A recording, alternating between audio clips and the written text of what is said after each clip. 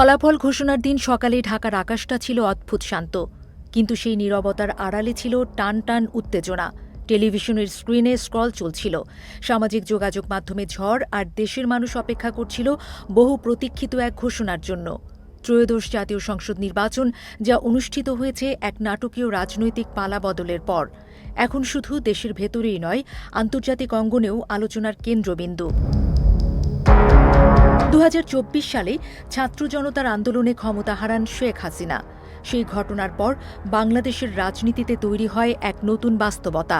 সেই বাস্তবতায় অনুষ্ঠিত এই নির্বাচনকে ঘিরে ছিল প্রত্যাশা, শঙ্কা আর কৌতূহলের মিশেল। ফলাফল আসতে শুরু করতেই আন্তর্জাতিক সংবাদ মাধ্যমগুলো যেন একসঙ্গে নজর রাখল ঢাকার দিকে। ব্রিটিশ গণমাধ্যম বিবিসি লাইভ আপডেট জানাতে থাকে ভোটের চিত্র, প্রতিক্রিয়া আর ফলাফলের ধারা। তাদের এক প্রতিবেদনের শিরোনামই ছিল নাটকীয়, ১৭ বছর নির্বাসনে থাকা এক ব্যক্তির রাজকীয় উত্থান। সেই ব্যক্তির নাম তারেক রহমান। দীর্ঘদিন নির্বাসনে কাটানোর পর তিনি এখন নির্বাচনে বিজয়ের দ্বারপ্রান্তে। তার দল, বাংলাদেশ জাতীয়তাবাদী দল বা বিএনপি, বেসরকারি ফলাফলে বড় ব্যবধানে এগিয়ে। বার্তা সংস্থা রয়টার্স তাদের প্রতিবেদনে বিশেষভাবে তুলে ধরেছে তরুণ ভোটারদের কথা। তাদের মতে এই নির্বাচনে সবচেয়ে বড় ফ্যাক্টর ছিল নতুন প্রজন্মের প্রত্যাশা। শুধু সংসদ নির্বাচন নয়, একই দিনে অনুষ্ঠিত গণভোটও আন্তর্জাতিক পর্যবেক্ষকদের দৃষ্টি কেড়েছে। প্রাথমিক ধারণা অনুযায়ী সংবিধান সংশোধনের প্রস্তাবে হ্যাঁ ভোট এগিয়ে থাকতে পারে। এদিকে ব্রিটিশ সংবাদপত্র দ্য গার্ডিয়ান লিখেছে, হাসিনা পরবর্তী বাংলাদেশের প্রথম বড় নির্বাচন হিসেবে এই ভোট ছিল ঐতিহাসিক।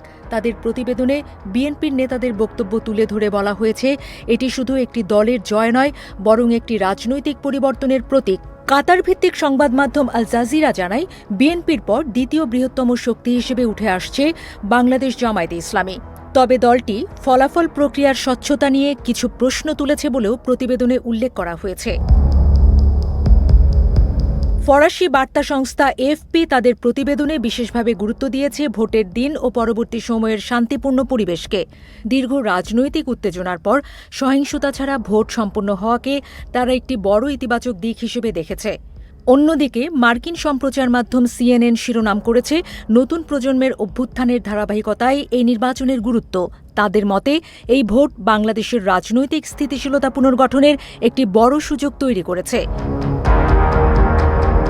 ভারতের সংবাদ মাধ্যম এনডিটিভি আরও এক ধাপ এগিয়ে বলেছে, এই বিজয়ে ৬০ বছর বয়সী তারেক রহমানের প্রধানমন্ত্রী হওয়ার পথ নিশ্চিত করে দিয়েছে। প্রতিবেদনে উল্লেখ করা হয়েছে, ১৭ বছর যুক্তরাজ্যে নির্বাসনে থাকার পর তিনি দেশে ফিরে ২টি আসনে জয়ী হয়েছেন। ফলাফল ঘোষণার মধ্যেই আরেকটি গুরুত্বপূর্ণ বার্তা আসে দিল্লি থেকে। ভারতের প্রধানমন্ত্রী নরেন্দ্র মোদী বিএনপি ও তারেক রহমানকে অভিনন্দন জানান। তার বার্তায় উল্লেখ করা হয়, বাংলাদেশের জনগণের গণতান্ত্রিক সিদ্ধান্তকে সম্মান জানিয়ে ভবিষ্যতে দুই দেশের সম্পর্ক আরও শক্তিশালী হবে বলে তিনি আশা করেন। ঢাকার রাস্তায় তখন মানুষের ভিড়। কোথাও আনন্দ মিছিল, কোথাও নীরব পর্যবেক্ষণ।